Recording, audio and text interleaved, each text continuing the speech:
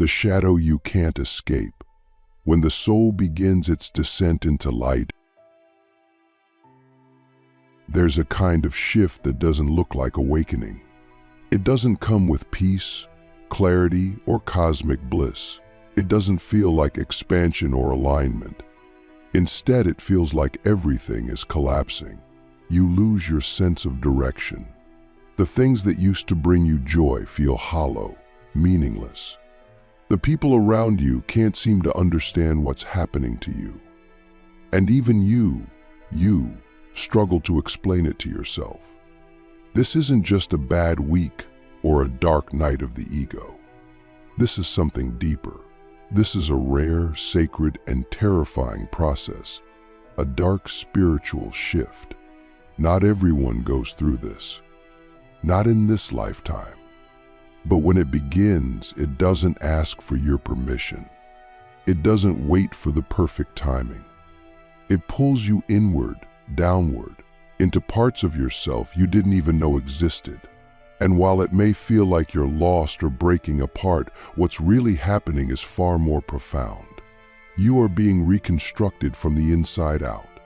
You are being stripped of illusions, identities, and attachments you didn't even know you were holding. This is not a punishment. This is a sacred invitation, but only if you're ready to see it that way. The first sign you're in a rare, dark spiritual shift is that your inner world becomes louder than your outer one. And I don't mean you're hearing voices or having visions, though that can happen for some. I mean the internal pressure begins to outweigh your external life. You could be doing everything right. You might have the job, the partner, the spiritual practice, the community, and yet you feel this growing heaviness inside. This sense that none of it is real anymore, that something is off. Your intuition starts to override logic, but not in the graceful, enlightened way you hoped.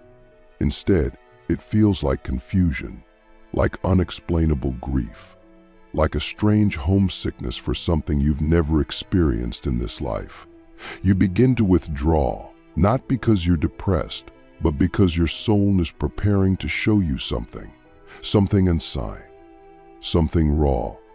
And the deeper you go, the more you realize this isn't about fixing your life. This is about undoing everything that was never true to begin with. It's deeply uncomfortable because it threatens the foundation you built your identity on. But here's the paradox. The more it hurts, the closer you are to what's real. Another sign is the collapse of meaning. And I mean that literally. Things that once gave you purpose start to feel empty. You question the teachings you once followed. You doubt the practices that once centered you. You may even feel betrayed by your own beliefs. And that's terrifying, because in the early stages of awakening, we often attach to new spiritual frameworks to replace the old ones we've outgrown. But a dark spiritual shift goes a step further. It's not just about replacing one belief system with another. It's about transcending belief itself. You are being asked to sit in the void, without answers, without meaning, without guarantees. And for most people, that's unbearable. So we try to fill it. We reach for distractions, books, rituals, courses, conversations, numbing behaviors, anything to avoid the silence that's now echoing through our being. But the void is sacred. It's the place where truth is born, and most won't stay long enough to hear it. But if you do, if you surrender to the emptiness without demanding it makes sense, you'll begin to feel something new. Not a concept, not a teaching. A presence, a knowing that doesn't speak in words. That's when you know you're not falling apart. You're falling into something ancient, something that's been waiting for you to stop pretending you had it all figured out. Then comes the isolation. This is one of the most painful signs, and yet one of the most necessary. You begin to feel cut off from others, even from people you love. And it's not because you're better than them. It's because your frequency is shifting so drastically, you literally can't maintain the same energetic contracts anymore. Conversations feel shallow. Small talk feels impossible. You try to explain what you're going through, but the words don't land. People either think you're going crazy or they throw spiritual cliches at you that only make it worse. So you withdraw further. You might even feel abandoned by the universe itself. But what's really happening is a sacred cocooning. You are being pulled into the womb of your own soul, not to be punished, but to be rewired. Your nervous system is recalibrating. Your perceptions are being cleansed. Old karmic ties are dissolving. And this can't happen in the noise. It needs stillness. It needs aloneness. It needs you to stop looking outside and finally turn inward. And yes, it's lonely. Yes, it's brutal. But solitude is the forge where your next self is being shaped. You are not being left behind. You are being prepared. And finally, your dreams begin to change. Your sleep becomes a portal. You start having vivid, symbolic, sometimes terrifying dreams that feel more real than waking life. You might dream of death, of ancient places, of strange beings, of falling endlessly into blackness. These are not random. These are messages. Your subconscious is opening ancient doors that have been sealed for lifetimes. You are remembering fragments of your soul's journey, sometimes as metaphor, sometimes as memory. And this is not something to analyze with your mind. It's something to feel, to honor, to witness. Because in a dark spiritual shift, your soul is not just evolving, it's retrieving pieces of itself that were left behind. And that retrieval can be chaotic. It can come with fear, resistance, even physical symptoms. But if you can lean in, if you can trust that what's rising is not here to destroy you but to reintegrate you, you'll begin to understand the depth of what's happening. This is not a normal upgrade.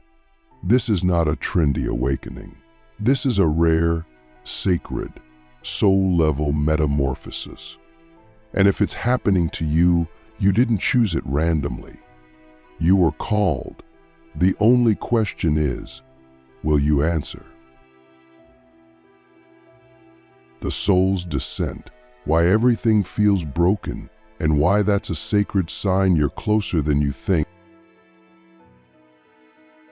When you're deep in a rare, dark spiritual shift, everything that once felt stable begins to unravel.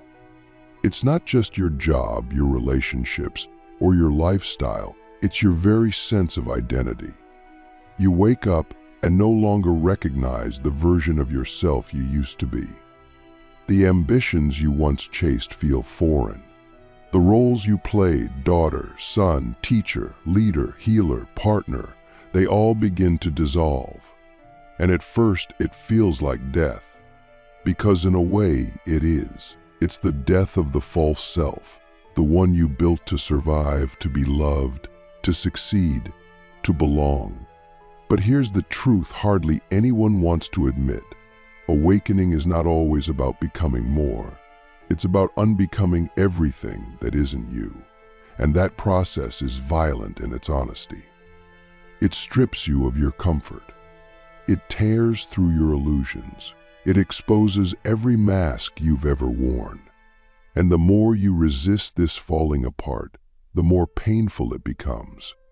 But if you can surrender, even just for a moment, you'll feel something underneath the chaos, a quiet pulse, a subtle knowing that even though everything feels broken, you are being rebuilt on a soul level, not into someone better, into someone truer. One of the most disorienting signs of this shift is the collapse of linear time.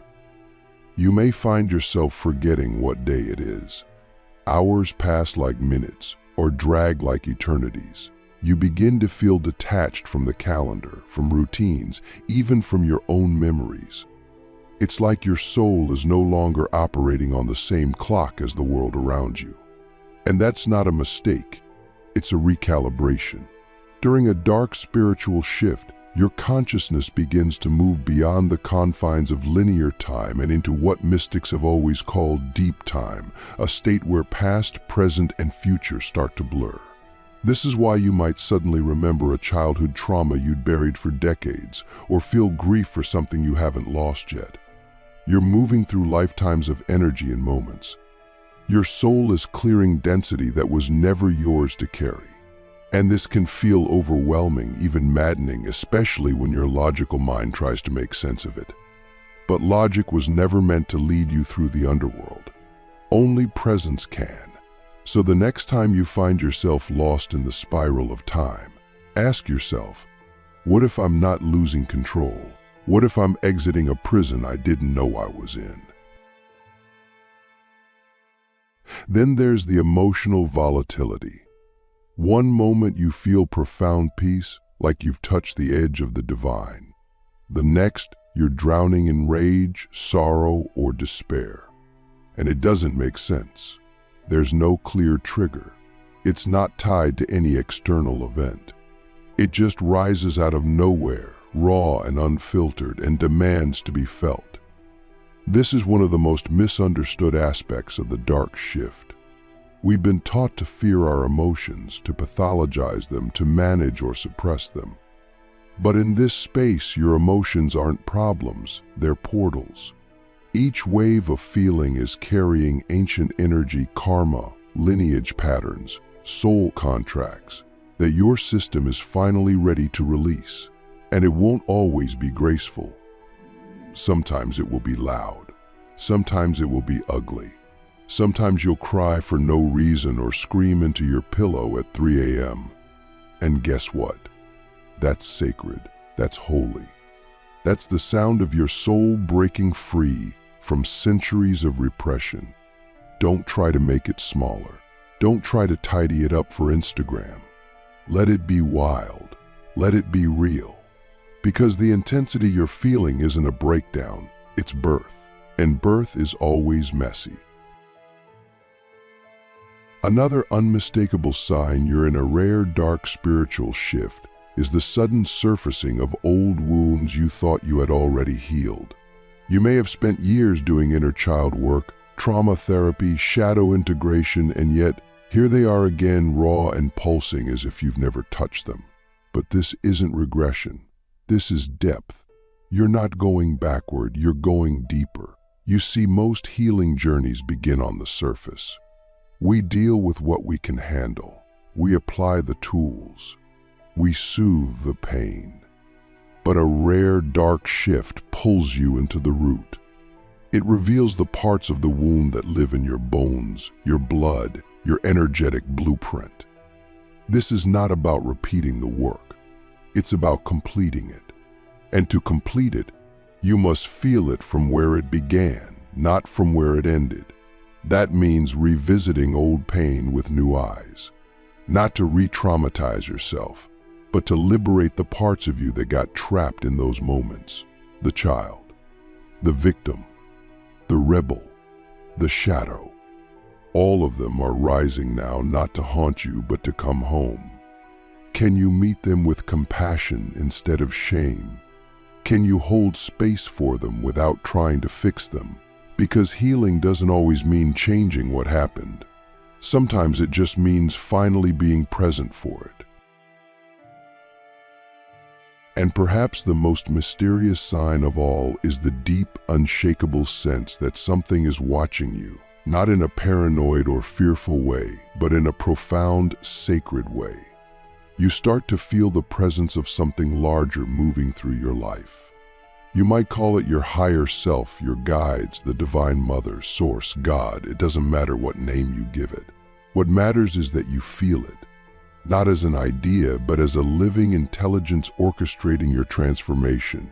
And this presence doesn't always speak in words. Sometimes it shows up in synchronicities, sometimes in dreams, sometimes in the unbearable silence that somehow holds you when nothing else can. And even though you're in the dark, Even though you're falling apart, some part of you starts to trust that it's not random, that this pain is not chaos, it's choreography, that this darkness isn't absence, it's alchemy. And the longer you stay in it, the more you begin to feel the edges of your own divinity, not the pretty, polished kind, the raw, wholly naked kind that comes only when everything else has been stripped away. And when that presence meets you in your darkest hour, you realize you were never alone. You are always being led deeper into the fire that forges your truth. The sacred burn, how the fire of darkness refines you into who you were always meant to be. There comes a moment in the dark spiritual shift where the pain no longer feels like punishment. It begins to feel like purification. The fire that once seared your identity now starts to refine your essence. You begin to see that what is being burned away is not your truth, but everything that was suffocating it. And this is the paradox of the sacred burn. It destroys what you thought you needed while revealing what you never knew you had. You lose the relationships that were secretly draining you. You walk away from the roles that kept you locked in performance. You let go of dreams that were never yours to begin with. And yes, it feels like grief. It is grief, not just for what you're losing, but for how long you convinced yourself you needed it. But underneath that grief, something ancient begins to rise. A clarity, a power, a sovereignty that doesn't come from effort or control, but from remembrance. You're not becoming someone new, you're remembering who you were before the world told you who to be. And in that remembrance, you begin to reclaim your life, not the one built on survival, but the one rooted in soul. This is when your intuition sharpens into something almost feral. You stop second-guessing yourself. You no longer need to poll 10 people before making a decision. You feel the yes and the no in your bones. You begin to sense energy before it speaks. You walk into a room and immediately know if it aligns or not. And this isn't because you've read more books or followed more spiritual practices. It's because the darkness has stripped away the noise that once drowned your inner voice. You've sat in silence long enough to recognize your own frequency. You've cried enough tears to finally feel what's real. And from this place, your intuition becomes less about guidance and more about embodiment. You don't just ask for direction, you walk as direction. You become the compass. And that changes everything. Because now, you're not just reacting to life, you're co-creating it from your deepest truth. You're no longer outsourcing your knowing. You're no longer living according to other people's lessons. You trust your own path, even when it doesn't make sense to anyone else, especially then. But with this deeper knowing comes a deeper responsibility. You can no longer pretend not to see what you see. You can't go back to the old patterns in relationships and pretend they still feel right. You can't betray your soul just to be liked, accepted, or comfortable. This is one of the most sobering parts of the dark shift. It asks you to choose truth over familiarity, integrity over image, depth over convenience. And that often means walking away from what once defined you, not because it's bad, but because it's no longer true. You begin to see that every lie you tell yourself, even the small ones, costs your energy. And at this level of awakening, you can feel those leaks immediately. You can feel the fatigue of pretending, the ache of dimming your light, the tension of saying yes when your whole body is screaming no. And so, you stop, not out of rebellion, but out of reverence. Your life becomes a temple. And in that temple, there is no room for what isn't sacred. Every choice becomes a ritual. Every word becomes a spell. Every action becomes a reflection of the deeper truth you now serve. And that truth is not always easy, but it is always real. Then something even more mysterious happens. You begin to attract people, places, and opportunities that feel like soul echoes. You meet strangers who feel like ancient family. You find yourself in situations that feel orchestrated by something larger. You discover gifts within yourself that were dormant for years, healing hands, visionary dreams, ancestral wisdom, creative expressions that seem to flow from another world. And it's not because you've suddenly become more spiritual. It's because the fire cleared the static. It burned away the blocks. And now the signal is pure, clear, undeniable. This is perhaps the greatest gift of the dark shift, the return of alignment. Not the surface kind that looks good on paper, but the soul-level alignment that makes you feel alive in your bones. You no longer chase. You magnetize. You no longer beg the universe to help you. You trust that you are the universe, expressing itself through your unique thread of consciousness. And from this place, life doesn't get easier, but it becomes infinitely more true. And in truth, there is peace. Not the fluffy kind. The grounded, unwavering peace that comes from knowing, I went through hell and I met myself there. And now I walk with fire in my heart and stars in my hands. The final sign, you become the mirror, and the world begins to change because you did. There's a moment, quiet and unmistakable, when you realize you're no longer trying to escape the darkness. You're not fighting it, not fixing it, not even naming it. You're just with it, breathing with it, walking beside it like an old friend.